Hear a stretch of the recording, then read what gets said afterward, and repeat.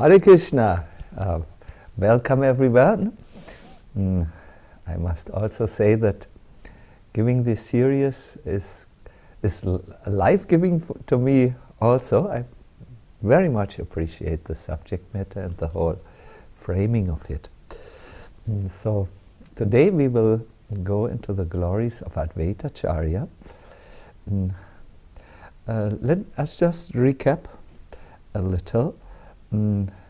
I think we all know that the Absolute Truth has various facets.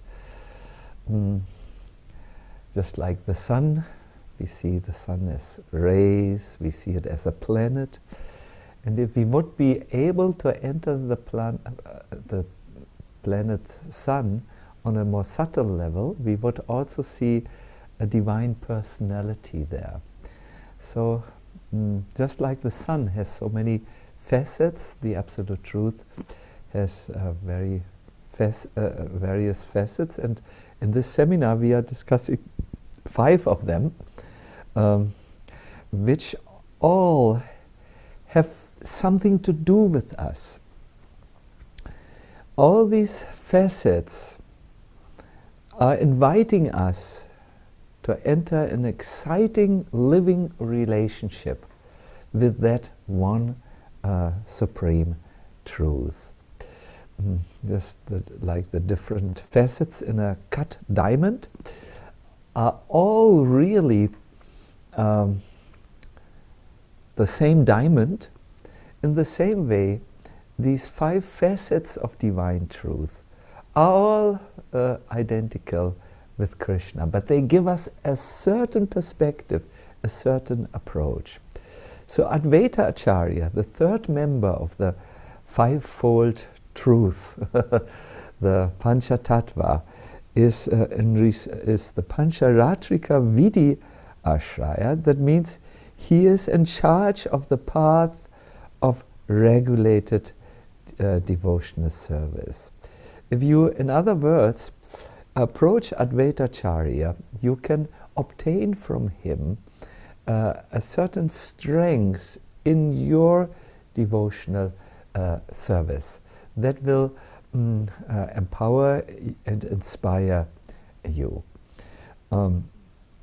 Advaita Acharya is known as a form of the Lord where Mahavishnu and Sadashiva join together, and that means a huge accumulation of divine power is there.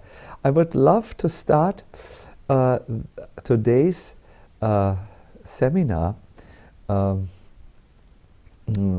with really putting a certain emphasis on how you can enter a living relationship with the Lord. How do we do this in Bhakti?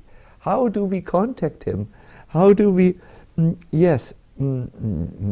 come into a contact that is dynamic and vibrant? The first thing is we either glorify or we listen to glorifications. And the second way to establish a relationship is through seva, which means service, or worship.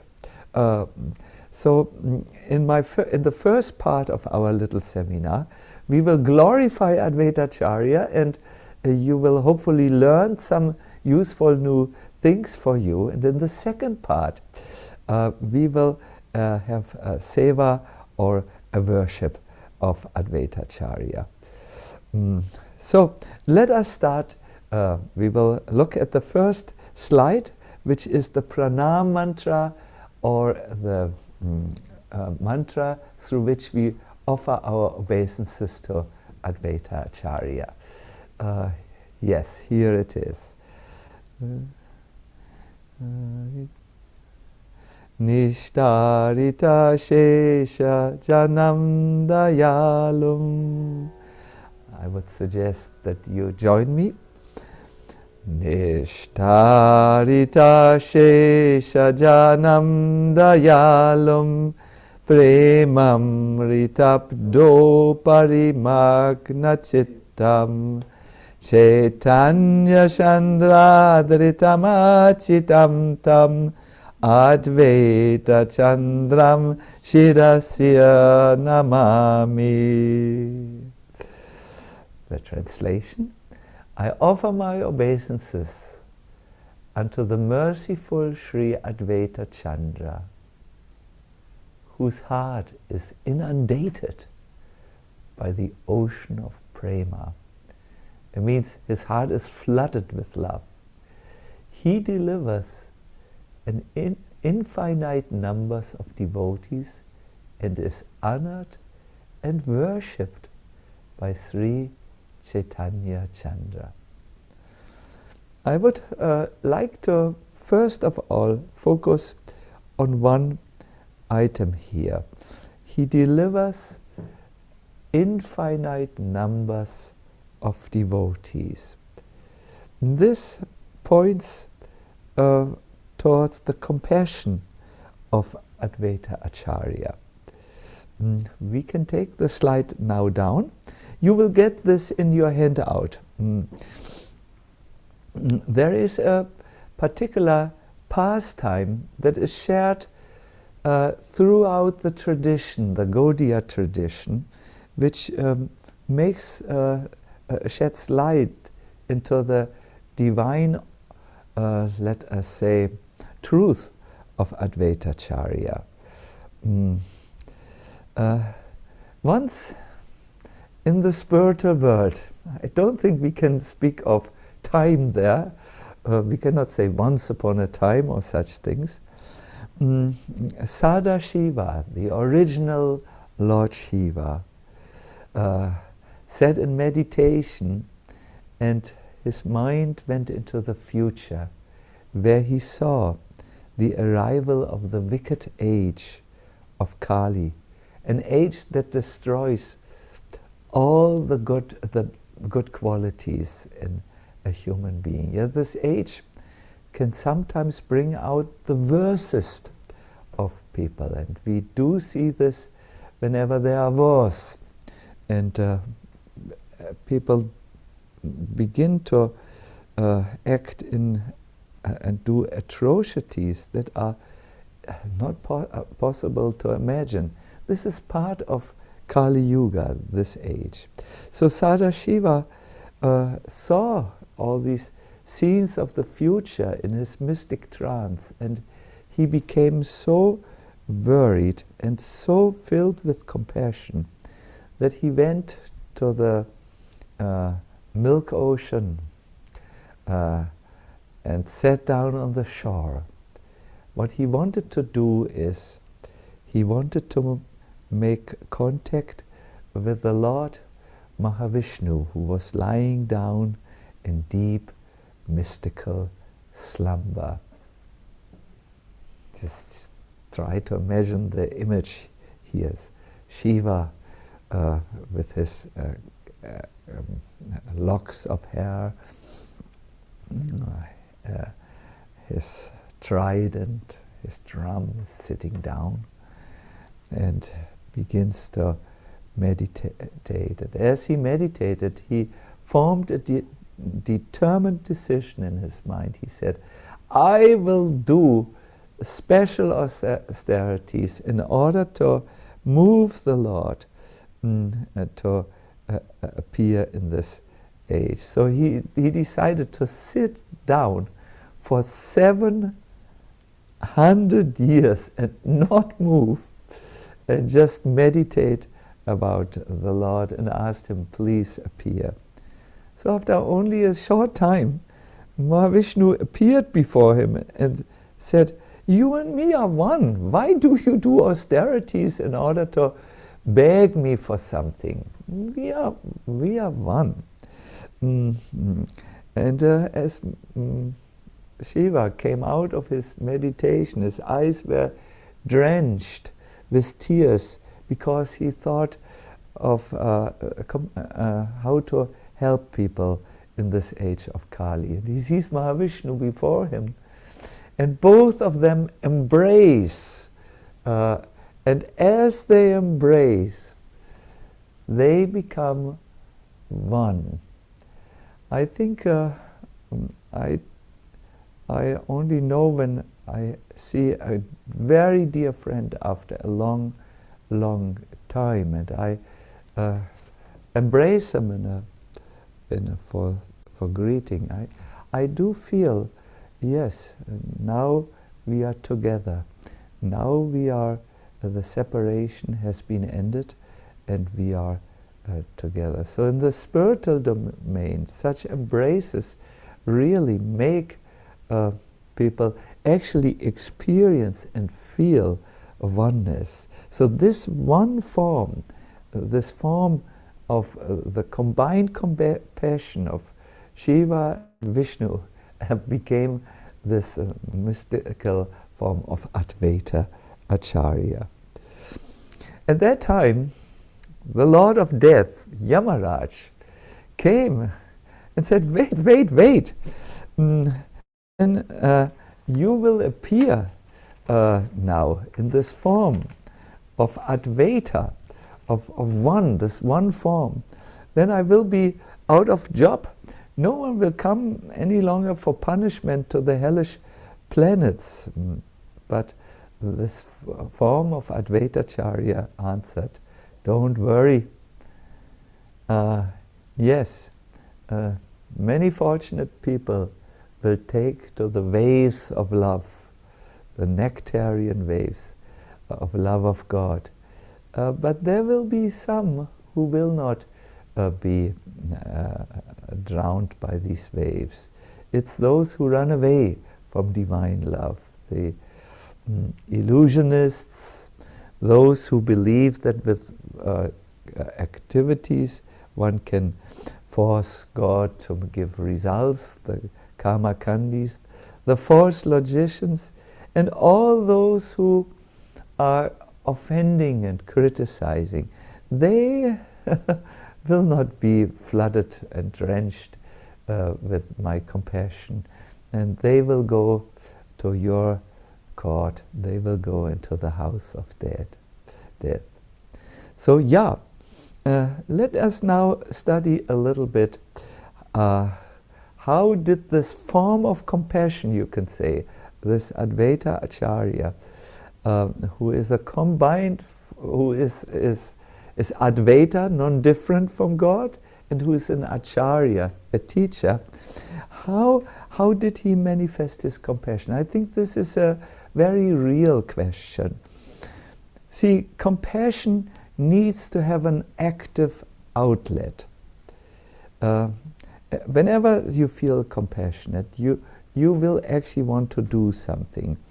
And when Advaita Acharya appeared, he actually saw what he had foreseen when he was still in the spiritual dimension and meditating. He saw that the age of Kali was on, full blast. He could see that there was no spirituality left at that time. So he felt powerless, and he sat down on the Ganga to propitiate or beg the Lord to make his personal appearance. It is described. His body was shivering in ecstasy. Before him he had established a small little altar with the form of God, a Shalagam Shila, and he was offering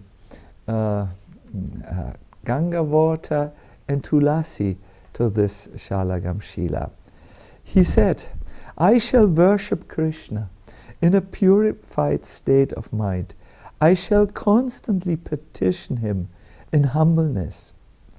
My name, Advaita, will be fitting only if I'm able to induce Krishna to inaugurate the movement of chanting the holy name.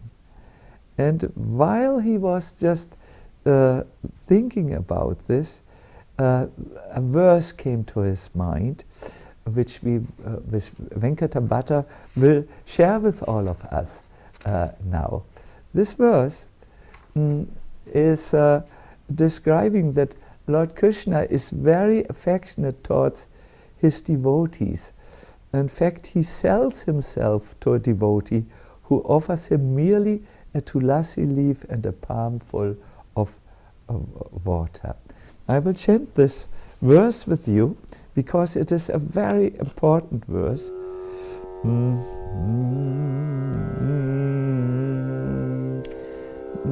Tulasi dala matrena. All of us together.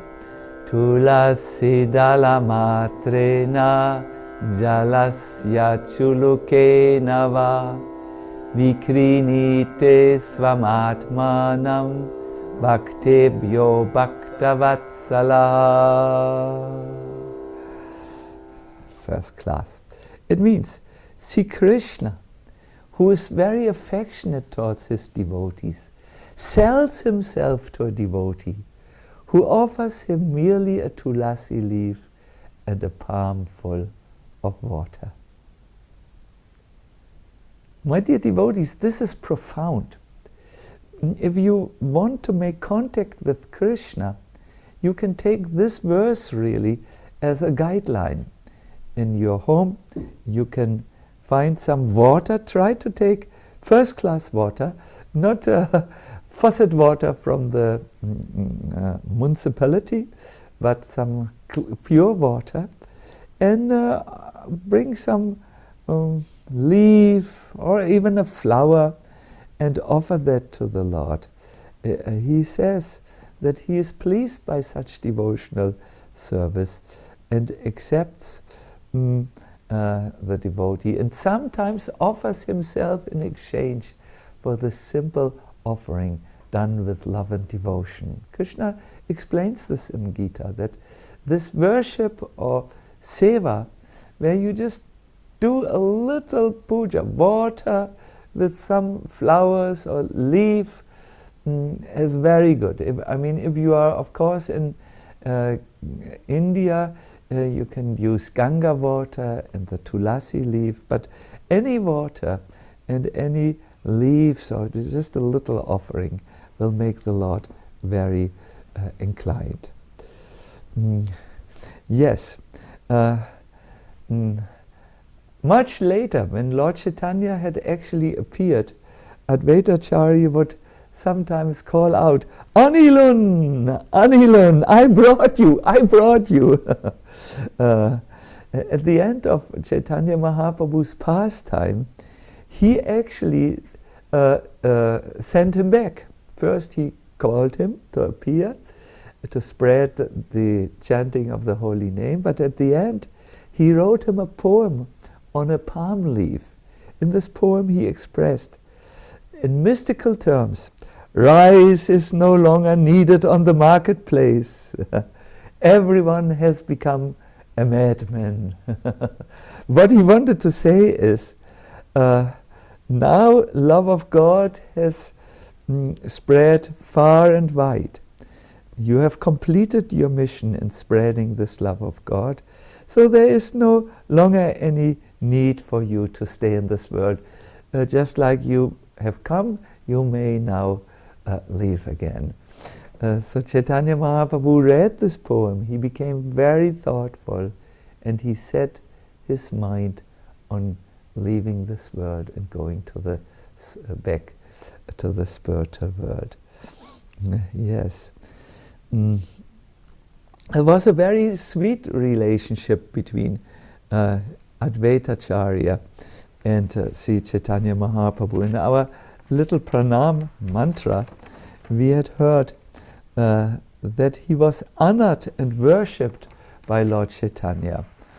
Lord Chaitanya did not like that Advaita Acharya was paying him so much respect, so he often criticized Advaita Acharya and arranged things where he even chastised him. But there was one incident which I would very much love to share with you, where Advaita Acharya, despite Lord Chaitanya telling him to not worship him, turned the tables around. It was in Puri. There were many devotees who had come to see Chaitanya Mahaprabhu, and Advaita Acharya addressed them. Please listen, my dear brothers. Let us all together glorify Sri Chaitanya Mahaprabhu. So the devotees thought, but the Lord has forbidden us to sing His holy name.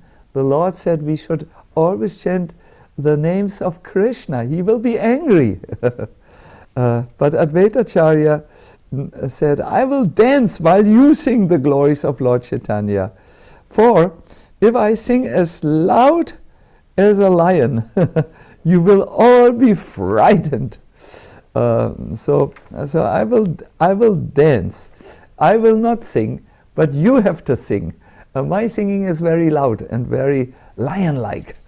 So because Lord Chaitanya, Advaita Acharya was so influential to the devotees, they could not say no. They knew Chaitanya Mahaprabhu would not like if his name would be glorified, but they could not deny Advaita Acharya's request. And then Advaita Acharya began to sing one, he taught them a verse, and by chanting this verse, when you do this, it is said, you will become spiritually rich. Our Venkatabhata will give us this verse. Yeah, this is the verse. I will sing it for you, the first line, and then we will sing the whole verse together. Sri Chaitanya Narayana Karuna Sagara. I will sing the whole verse. Dukitera Bandhu Prabhu Moradayakara. Everyone, please. Sri Chaitanya Narayana Karuna Sagara Dukitera Bandhu Prabhu Moradayakara.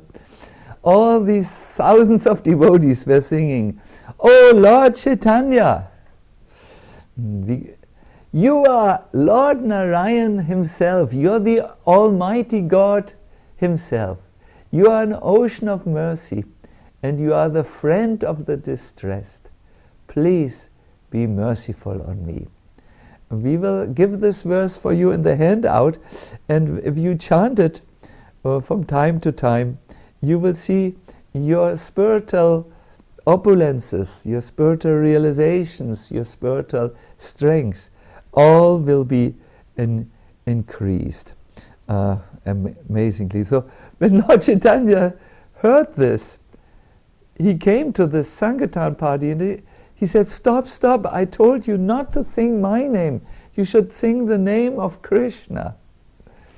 And at this time, Srivas Thakur was lifting his hand like this and holding it towards the sun.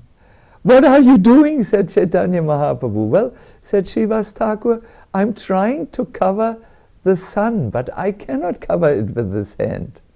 In the same way, you are trying to cover your divine identity, but it is not possible to do it. The sunshines of your glories surround everything and everyone. And it is described when Lord Chaitanya saw the love of his devotees who had disobeyed him and had chanted his name, he went into his house and took a rest. He slept. He understood he can't do anything against it. What a loving relationship was there. Yes, now I want to come to the close here. Although I have so many other things, but I want to speak about Srila Prabhupada's relationship with Advaita Acharya. It was in 1980 where one man came to our ISKCON Mayapur project he was carrying a back to Godhead with him, and he told the devotee, I am the priest in Advaita Bhavan. That's a temple which is built where Lord Advaita Acharya had his dwelling place. I'm the priest of that. And it was around 1940 up to 50 that I noticed every weekend,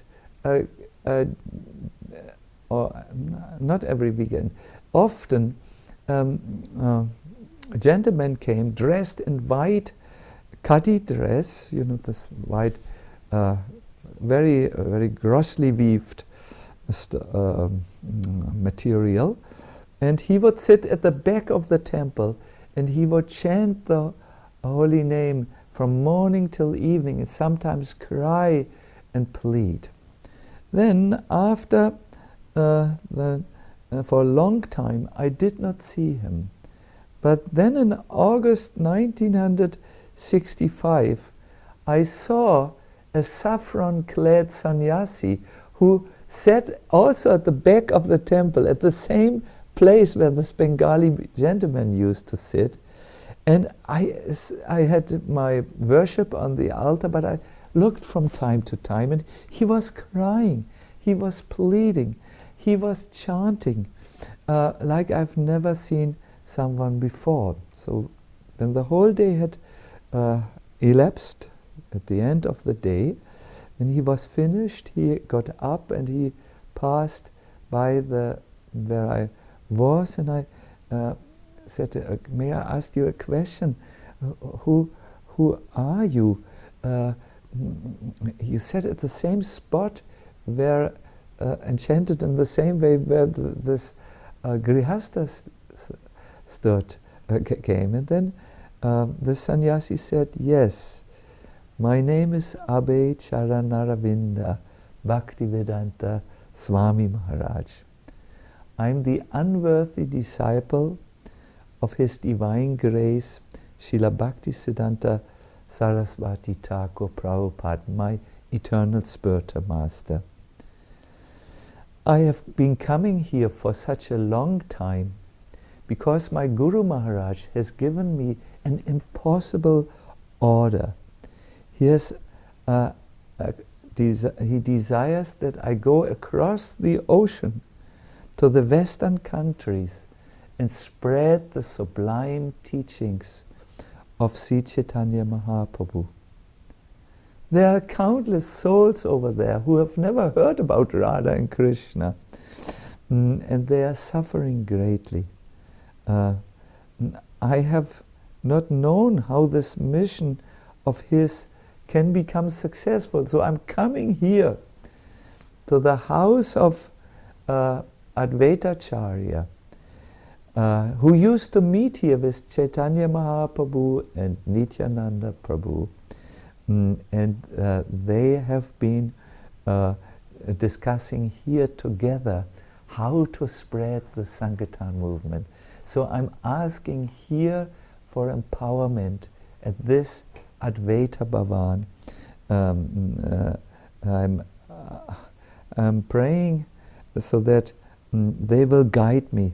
I want to satisfy my Guru Maharaj's desire, but I feel totally unqualified to do this. So as the priest continued to say that as this sannyasi continued to speak, tears began falling from his eyes onto his cheeks, and he said, tomorrow I'm leaving for Calcutta to go upon a ship across the ocean to America. I do not know what will befall me there, but I'm praying most earnestly here for help. Then this priest continued to say, later I noticed white Vaishnavas coming. I didn't speak to them, but one of them gave me a magazine, and I saw in this magazine, it was an American magazine, the picture of this sannyasi who had come as a grihasta here to pray to Advaita Acharya. And I came here to tell you that your spiritual master prayed here. My dear devotees, my dear friends, my dear skeptics also, blessings carry you much further than your own endeavors ever will. And to ask for blessings with a deep, deep desire in your heart will be rewarded in many, many ways. To ask for blessings to Advaita Acharya will go a long, long way. I told you that in Bhakti we make a relationship to personality in two ways. We hear their glorification, but then we worship them. And we will now enter the second part of our little seminar of Advaita Acharya. I will invite you to meditate along with me. I will invite you to sing a song with Gaura Krishna. And finally, we will see videos where you can pray for Advaita Acharya. Then we will have time for questions and answer. So, are you ready to start? Second part, your worship, your seva is required.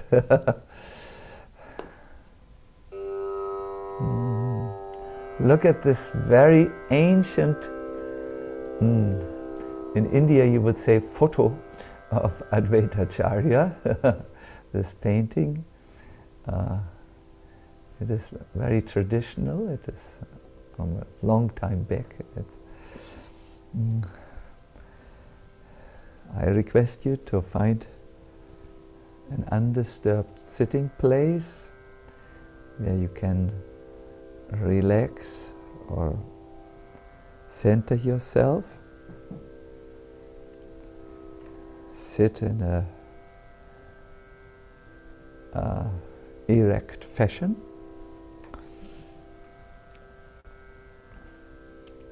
Let us do a quick centering exercise. Please bring your attention to your feet. Move up to your knees, your thighs, to your sitting bones, and relax.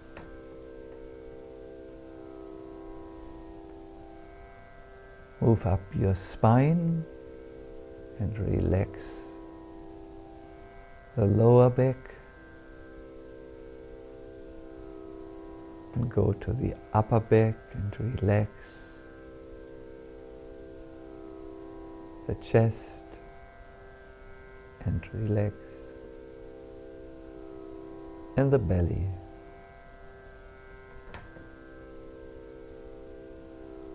Bring your attention to your two shoulders. Move down over your elbows to the palms and relax.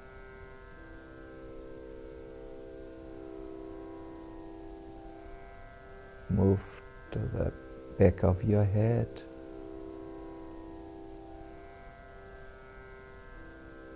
The top of your head,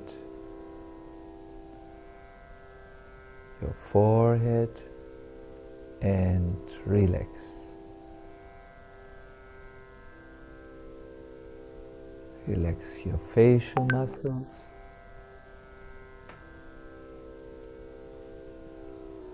And appreciate how you are entirely relaxed yet very alert.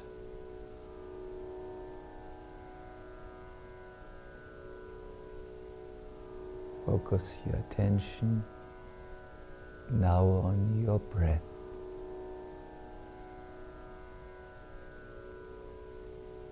Whenever you inhale, feel how your chest rises. And whenever you exhale, feel how your chest sinks. Deep in and exhalations.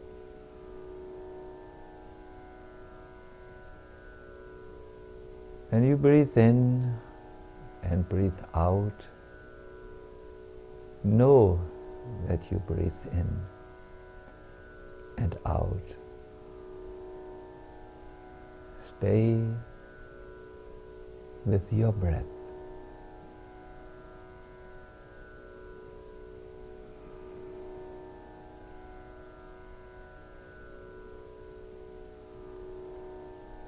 Now imagine you breathe into your heart space.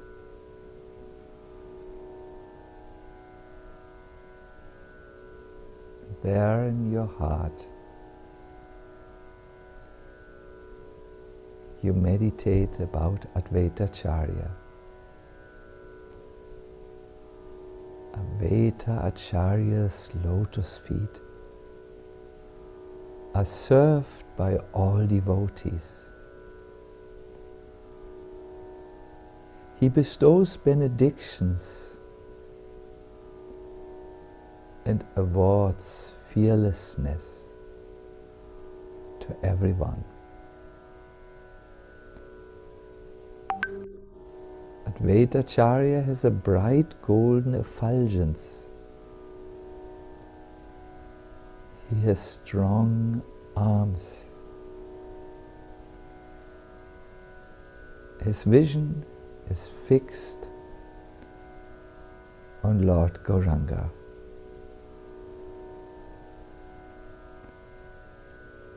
On his body there are signs of love. He is covered with white cloth, as dazzling bright as the white kunda flower. May we always remember Advaita Chandra, the personification of bliss.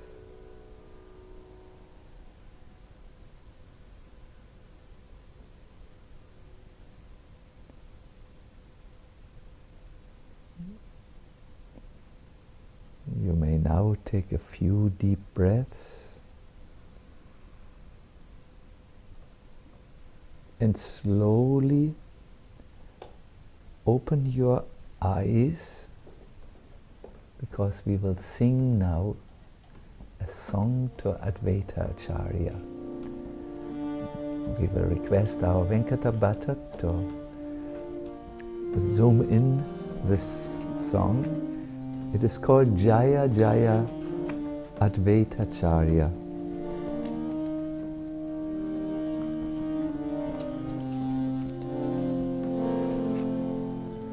I will read to you the lines, or let us say the translations.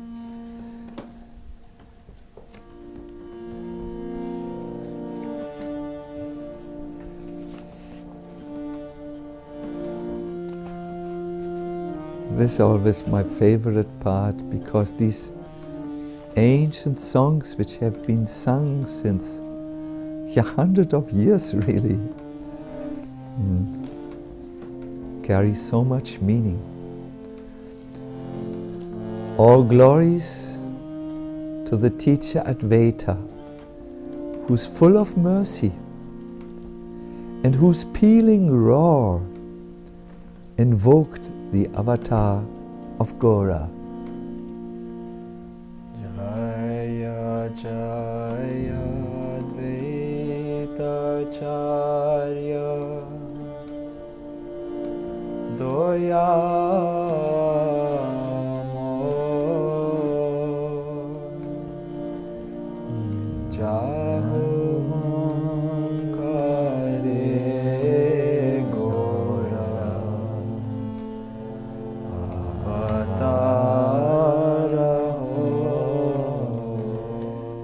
once again, please, everyone. Jaya Jaya Advaita Acharya Daya Moy Jahum Kare Gora Avatara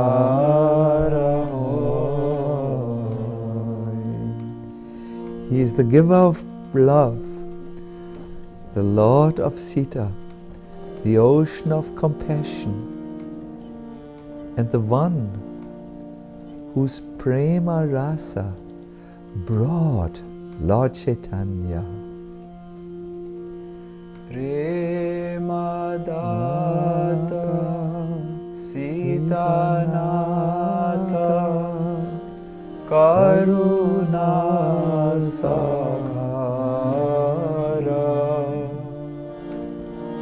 Ja Prema Rase Aila Gauranga Sundara.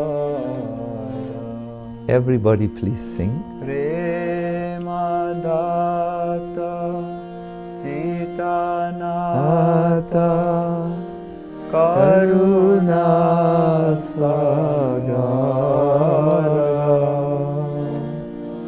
Ja Prema Rase Aila Gauranga Sundara. Whoever receives His mercy, on whom He bestows His kind glance, that blessed one becomes immersed in prema and love and sings the divine excellences of Gaura. Jahare Karuna Kori Kripa Dite Chai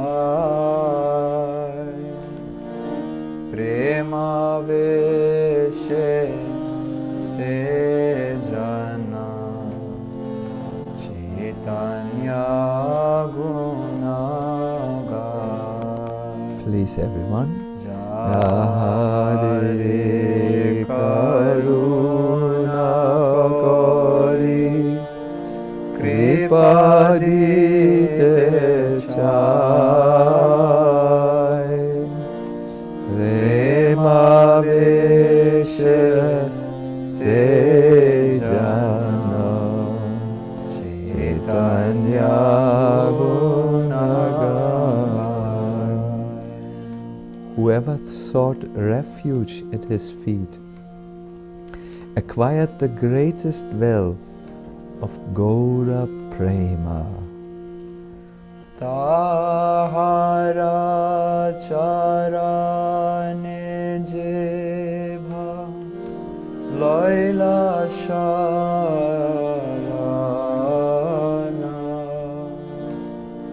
Se jana paila Gaura Prema Mahadana.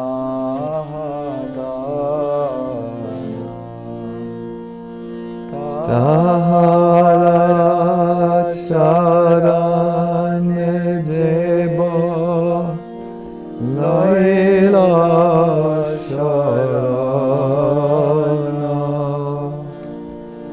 Se jana paila Gaura Prema Mahadana.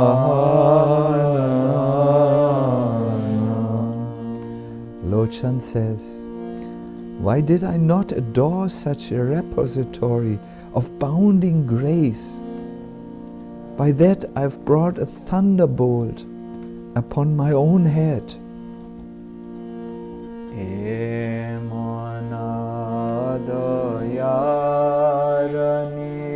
Emanadayaranidhi Kenena Bajilun Lochan Bole Ni jamate bhajara parilun emonodoyaranidhi kene na bajilun lochanaleni jamate bhajara parilun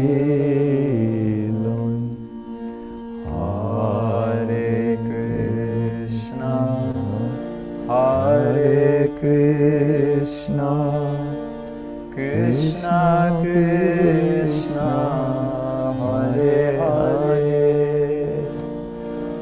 Hare Rama Hare Rama Rama Rama Hare Hare. Everybody please. Hare Krishna Hare Krishna Krishna Krishna Hare Hare Hare Rama Hare Rama Rama Rama Hare Hare.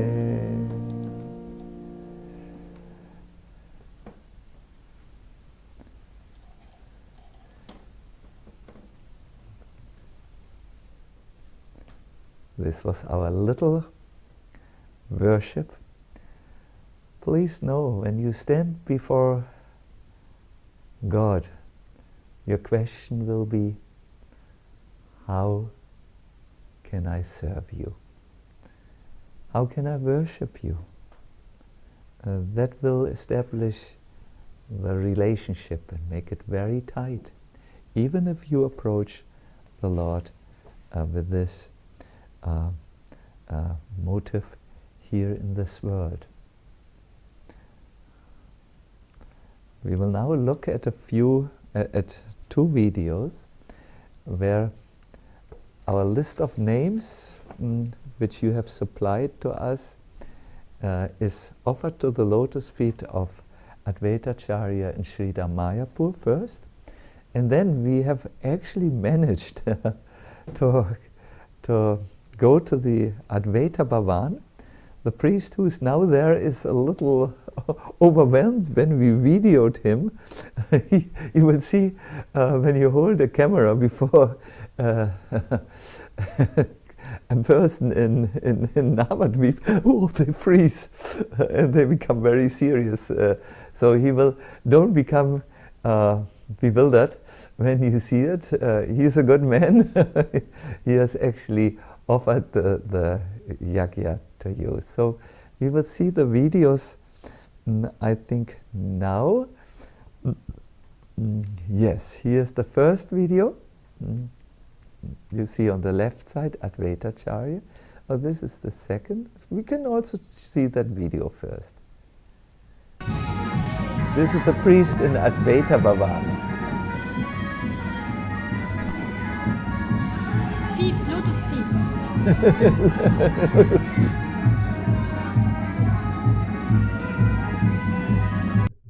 So afterwards, he put all these names. These are few pieces of paper with names on the lotus feet of Advaita Acharya. The wonderful Vaishnav here.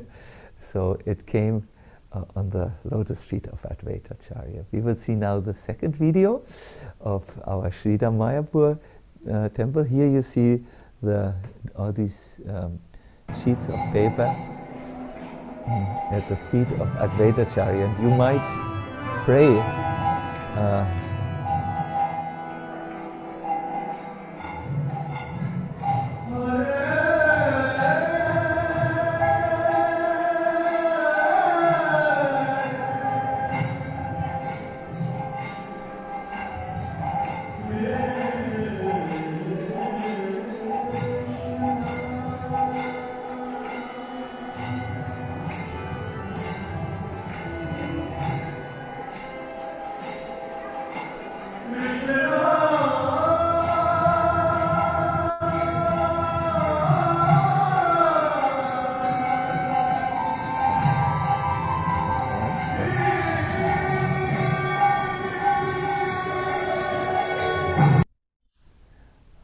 Hare Krishna. Maybe this is one of the best parts of the whole seminar, this offering the names to the lotus feet and then praying for blessings, praying sincerely for blessings. Actually, this praying for blessing is something which Srila Prabhupada spoke about. He spoke of the most simple form of worship which I think is available to everyone. It's a very simple process which we introduce now. Venkatabhata will show us the slide, and then please know these are all in your handouts. Prayers and many goodies are in the handout. Good. What is this process? The process is very simple. Prabhupada here is, I like this photo. This is where he is preaching to someone about Krishna consciousness, right on the field, so to say, of meeting conditioned souls.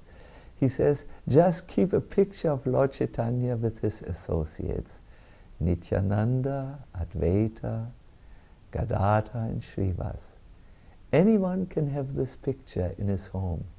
Chant this Hare Krishna mantra and thus worship Lord Chaitanya. Then one will realize God.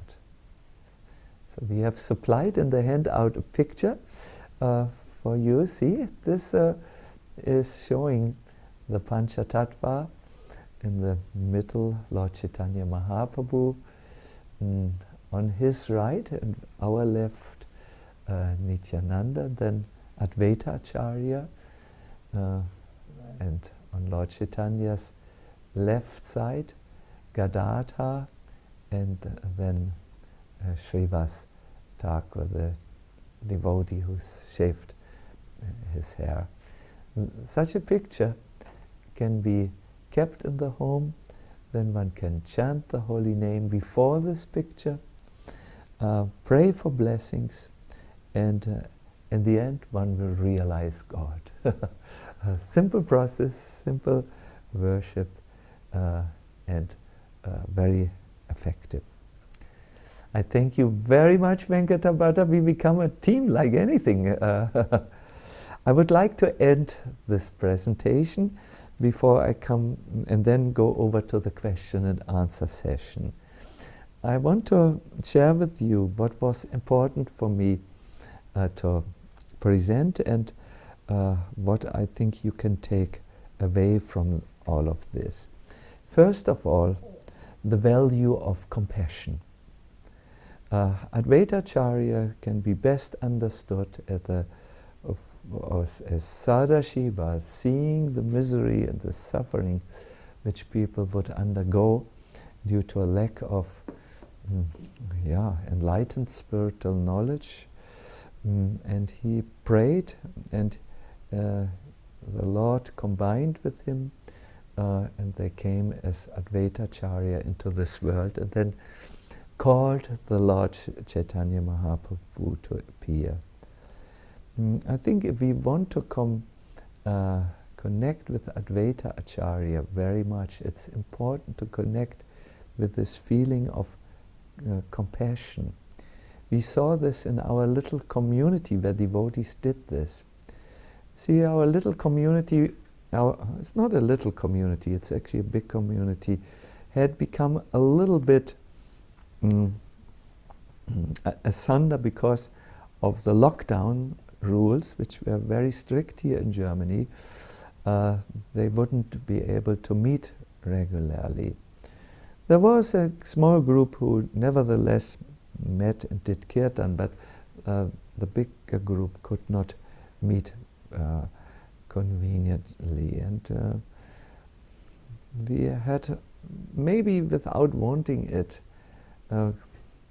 moved a little apart from each other. Then the news struck that just before our door there is this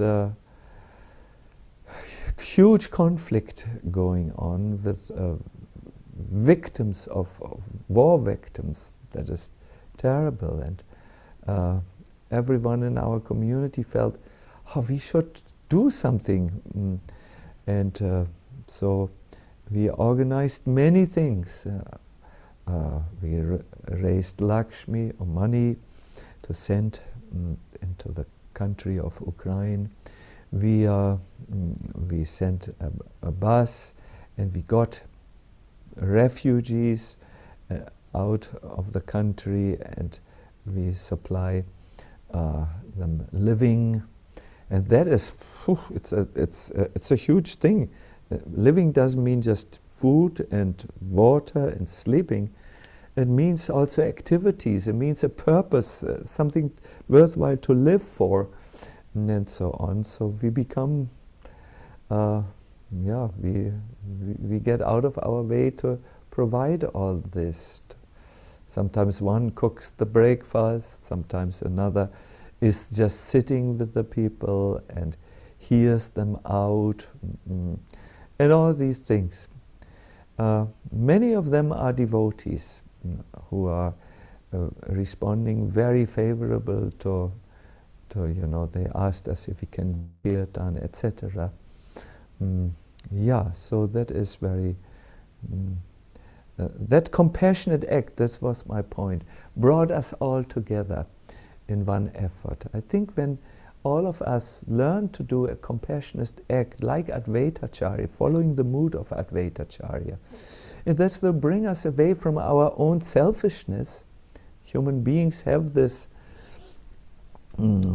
drive in them to see that they can survive, and if it's exaggerated, this drive, it becomes selfishness, and it makes a person lose his spiritual considerations and effulgence. So the compassion, that's the first takeaway. Try to do something actively. The compassion can start in your family, with the people with whom you live together, and it can extend from there to many in many creative ways. The second point which I wanted to bring to your attention is Advaita Acharya is considered to be the storehouse who can give who can give us bhakti or devotional service. We can pray to Advaita Acharya or the Lord, my dear Lord, I have forgotten. My spiritual life has become a little shallow, unfortunately. But today I'm turning to you with a humble request. Please accept me as your servant. I'm very serious about it. I'm sincerely asking you, please accept me. And this, such a sincere prayer, will 100% will be accepted. Yes, this was about Advaita Acharya. Stay tuned in. We are not finished. Next Saturday, Gadadhar Pandit. Oh, Gadadhar Pandit. And now we have time for questions. We have about 25 minutes. And my dear devotees, you should note, I'm on time. This is a very, very rare commodity. Please give me some encouragement. I'm really on time. Hare Krishna. Hariyo. Hare Krishna. Thank you so much, Maharaj. Maharaj, we always love to hear from you. So when you go overtime, it's extra joyous and mercy for us. So we're happy with that. But we're also so appreciative of just the effort that you put in and how thoughtful you are to try to keep within the time and leave some time for us to have a good, robust question and answer session. So we have a number of questions came in. I have to say, for some reason, by Advaita Acharya's mystic, inconceivable arrangement, devotees are a little shy today. So we have many more anonymous questions than named questions today. But we encourage devotees to continue to send questions. And I will get us started with the first question, which again is an anonymous one. And it reads, thank you, Maharaj. You explained how Mahavishnu told Lord Shiva, you and I are one. We sometimes read statements like this, even in the Bhagavatam. But we also learn that we should not consider the name of Lord Shiva to be equal to the name of Lord Vishnu. How do we understand this? Yes.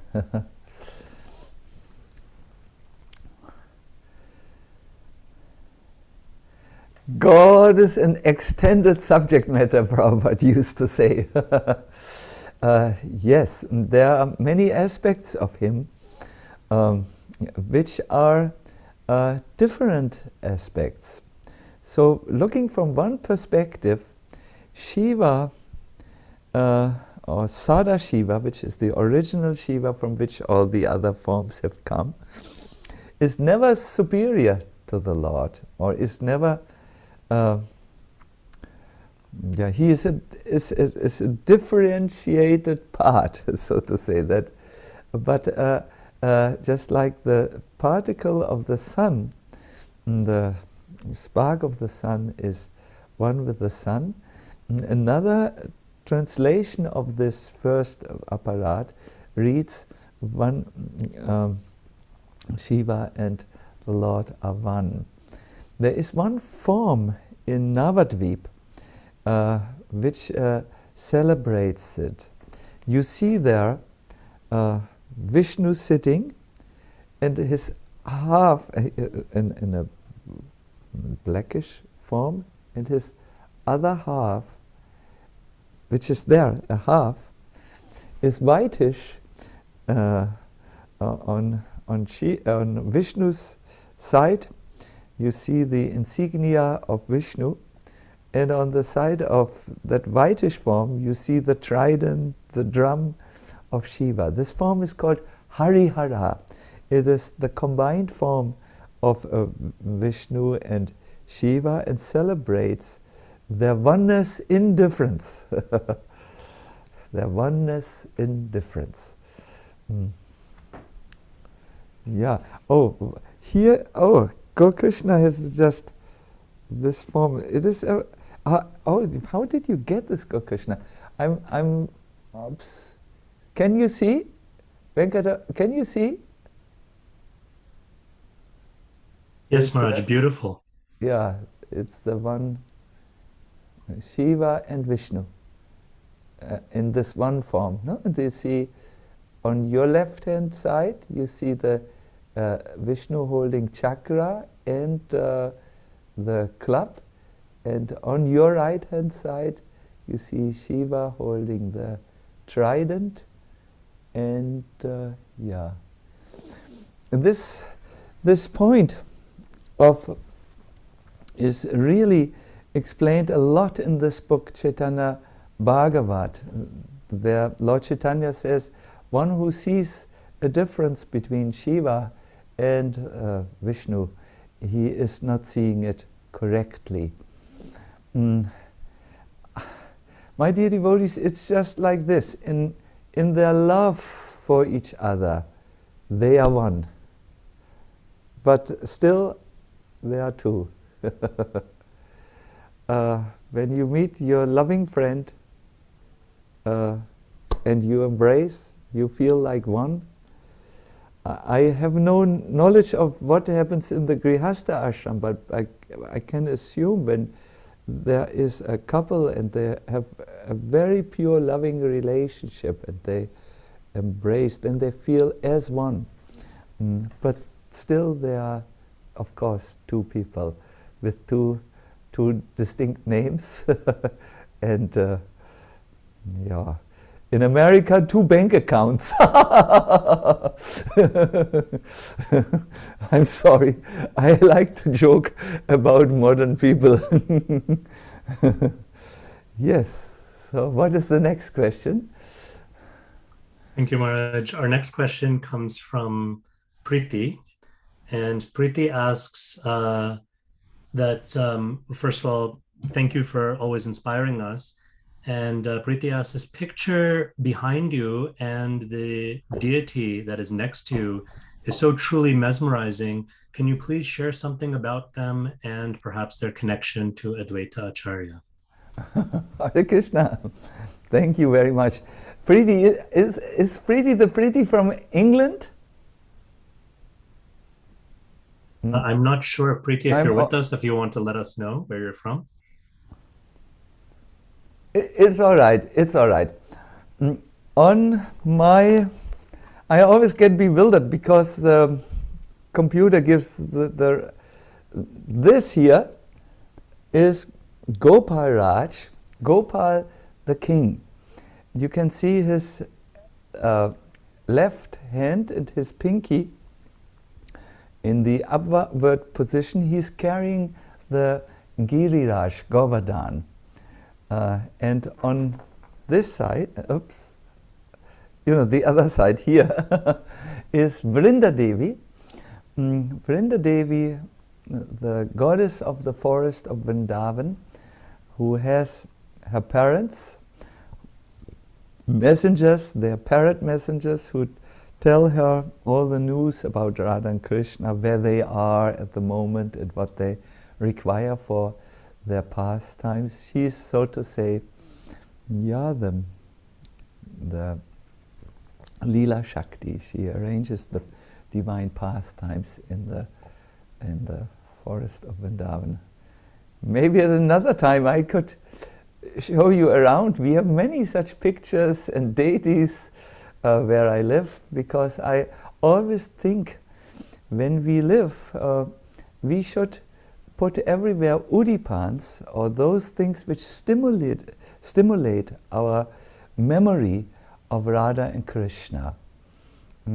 Our living space should be equipped with these stimuli, so that we live together with our ideals. We are mindful of our ideals, and then we will aspire for our ideals and not be overwhelmed with 1,000 of things which need to be done throughout the day. Hare Krishna. Hare Krishna, thank you. Our next question comes from our very own Gaur Kumar Prabhu. Gaur Kumar asks, how will we know if our prayers to Advaita Acharya are genuine? And how will we know that the Lord is actually entering our hearts? Will we experience any symptoms? Is there any feeling or experience that will confirm for us that that prayer is being heard?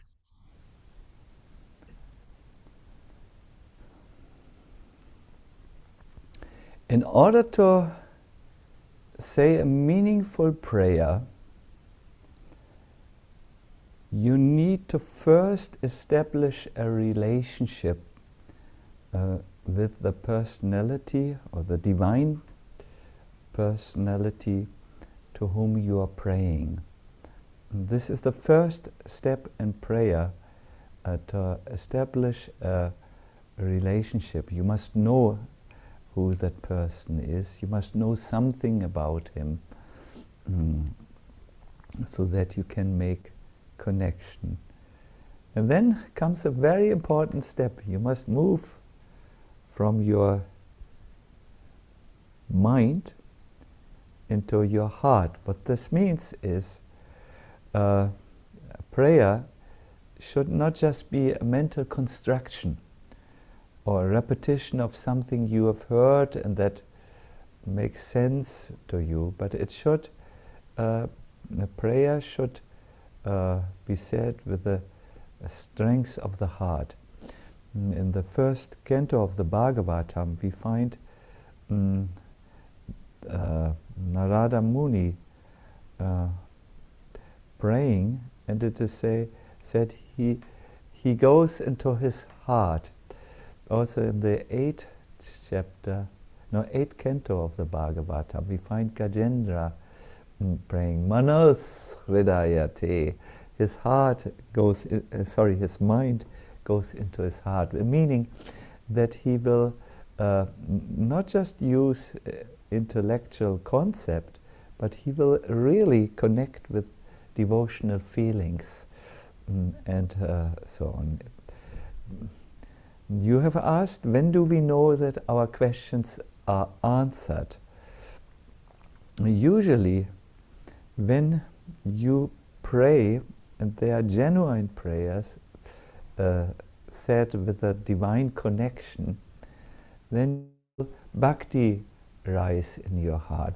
What that means is you will feel a sense of joy, and you will also feel the calmness of knowledge. You will understand, this is what I need to do, or this is, you will feel safe in some deeper understanding. See, Bhakti is composed of two energies, Hladini and Samvit. To translate that maybe into modern terminology, it means the pleasure potency and knowledge. And to even translate it into the phalanx, phalanx means the use of language that we are accustomed to in our times. When you really feel bhakti, when you are invested with bhakti, when you are in a bhakti relationship with Krishna, you feel joyous and you feel insights in you.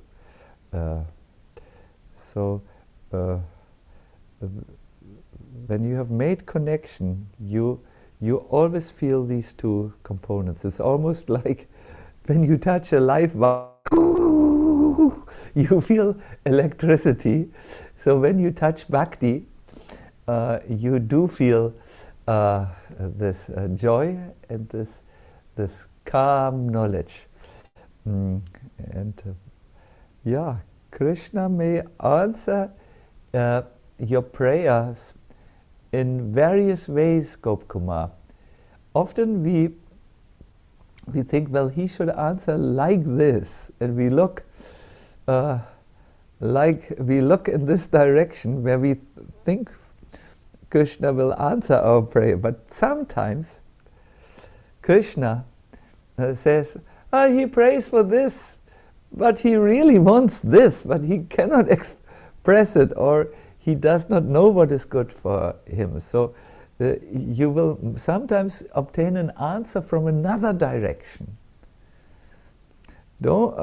Sometimes you look for a guest that he should come through this door, but we live in a house where one can come through the main door or through the kitchen door. Very often our guests come through the kitchen door, and if we just look at the main door, we may miss our guests. We will not. Anyways, the house is not so big. I mean, we can't miss our guests, but it's an analogy. We look often in one direction for answers, but Krishna may come through another direction. Yes, these are some thoughts on your question. Wonderful question, Gopkumar. Yes, Venkata Bhatta, next question, please. So Maharaj, also in the spirit of asking about prayers to Advaita Acharya and the prayers of Advaita Acharya, Ananda Bihari Prabhu and Chinmayi Radha Devi ask, what is our ultimate aspiration as devotees? To bring Krishna here, as Sri Advaita Acharya did, or to go back to Godhead? Or are those two things essentially the same? Wow. Ooh.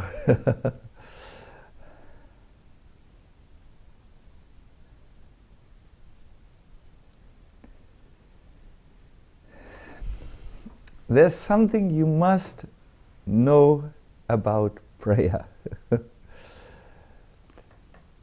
Prayers have to be heartfelt and real.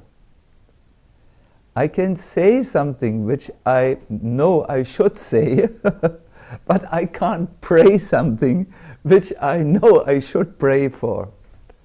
Then these prayers, they are not heartfelt, they are not real. There is a statement in Vrindavan um, you know, the people who live in Vrindavan know that Giriraj he's really known for answering prayers. So you see little boys and girls in their school uniform around Govardhan and praying, oh, I did not learn anything, please let me pass my examen. And yes, very often they pass their examen because because Giriraj is making it possible. There is a book out, it is called Loving Stones, and there the author, David Haberman, has really researched the literature and the people in Vrindavan, and has found out that Giriraj has really fulfilled the most impossible prayers. You know, there were people on their deathbed and their relatives came to pray for them that they would live, and they recovered miraculously from cancer and other fatal illnesses. But when you are entering Bhakti, Giriraj, and say Bhakti prayer, Giriraj is not just fulfilling the prayers. It is said that he will see, oh, this year you asked for a Bhakti object, like love of Godhead, but let me see if you come back next year and if you pray for the same thing. Then when you come back the next year and you again pray, oh, please give me Bhakti, Giriraj will say, let us see if you come the next year and want this also.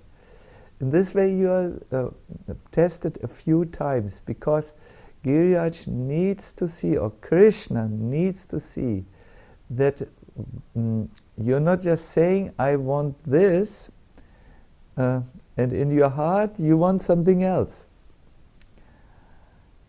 In my life as a devotee, I have often seen that Krishna fulfills heartfelt prayers and not duty-bound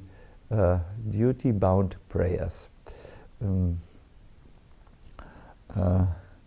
He looks for what is in the heart, not what is on the lips.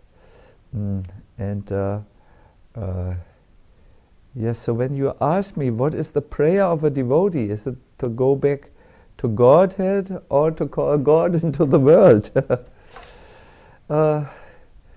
See what is in your heart. And both are very wonderful. But you know, Advaita Acharya could pray for Krishna, for Lord Chaitanya to appear in the world. I don't know if Krishna will listen exactly in the same way as he listened to Advaita Acharya,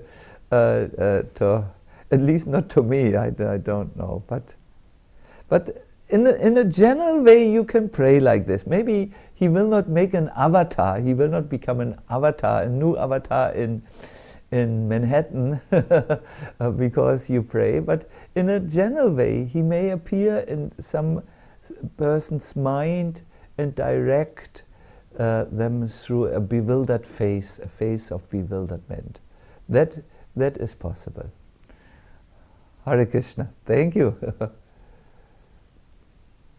Thank you, Maharaj. What a beautiful answer. I was also just reflecting on this last point that you made, and I'm so glad that you're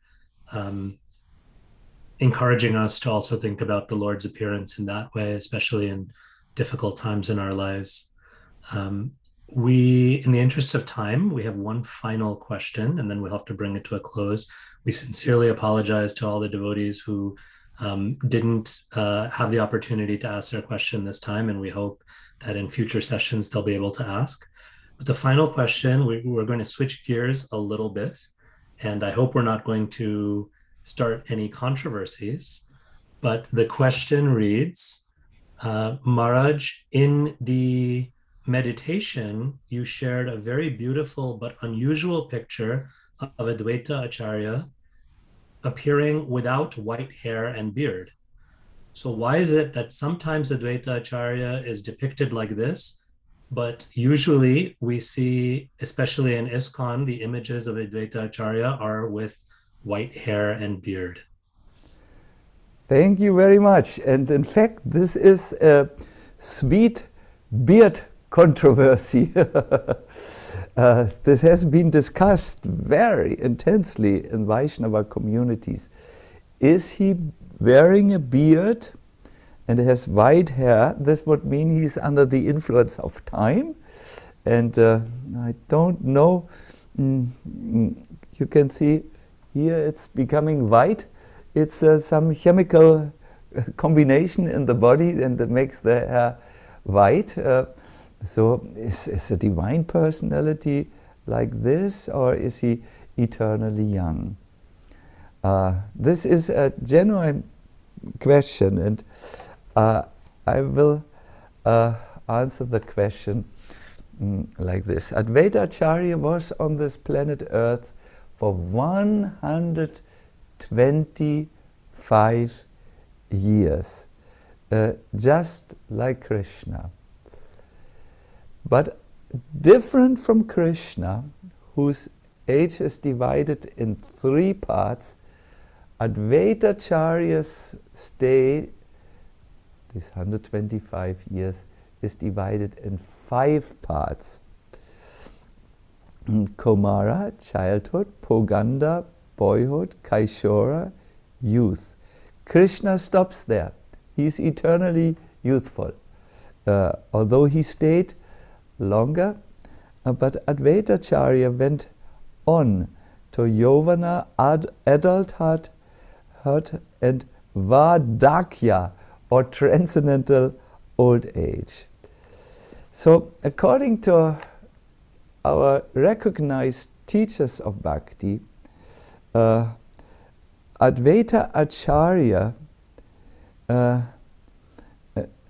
in his idealized form, stays in eternal Navadvip, ever young. So he has no black hair, no white hair, and no beard, certainly not a white beard.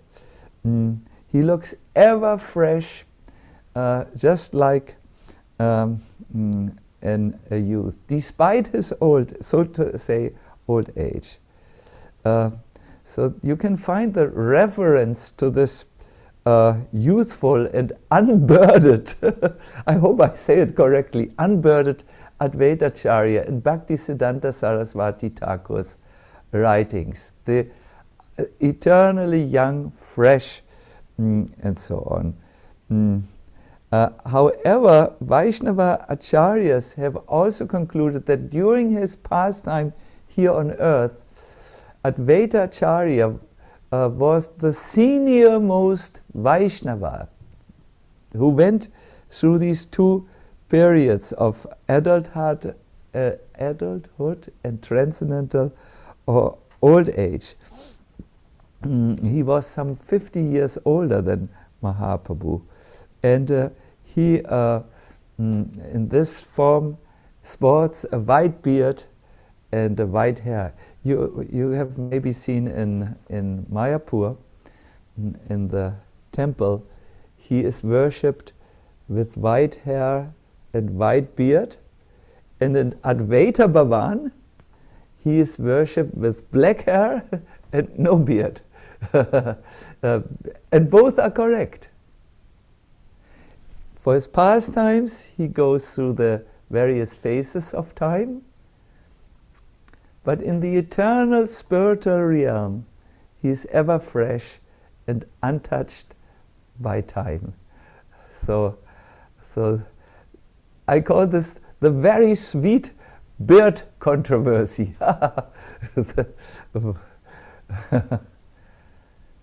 Was it clear what I tried to say? Was the language comprehensible?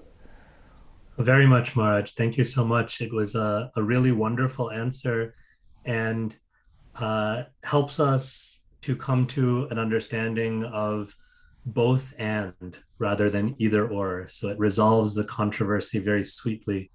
in a very expansive way. Thank you. Yeah.